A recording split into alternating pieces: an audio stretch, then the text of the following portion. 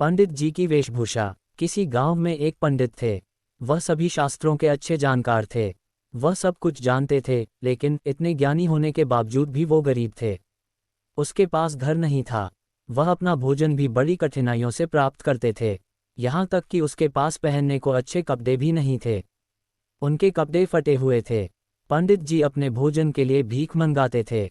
वह घर घर जाकर भीख मांगते, कृपया मुझे भिक्षा दो। उसके पुराने फटे कपड़ों को देखकर कई लोग सोचते थे कि वह पागल है, इसलिए उन्हें देख दरवाजा बंद कर दिया करते थे। कई बार तो ऐसा होता था कि वो कई दिनों तक खाना नहीं खा पाते थे। एक दिन उनके फटे पुराने कपड़े देखकर एक व्यक्ति को दया आ गई और उस व्यक्ति ने उन्हें नए कपड़े दिए। उन नए कपड़ों को पहनकर वह पहले की तरह भीख मांगने गए। कल एक घर से जहां उन्हें भगा दिया था और दरवाज़ा बंद कर दिया था, उस घर के गृहस्वामी ने कहा, पंडित जी प्रणाम, कृपया अंदर आइए। कृपया हमारे घर में भोजन करें।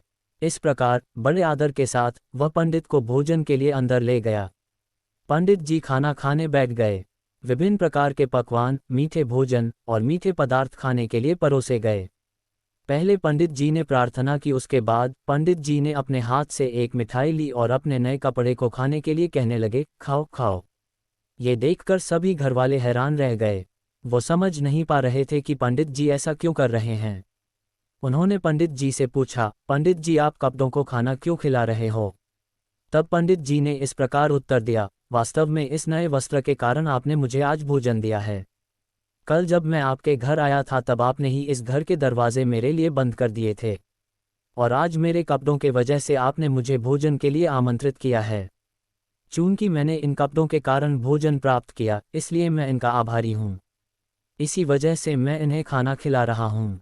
घरवाले शर्मा गए और अपनी गलती की क्षमा मांगने लगे।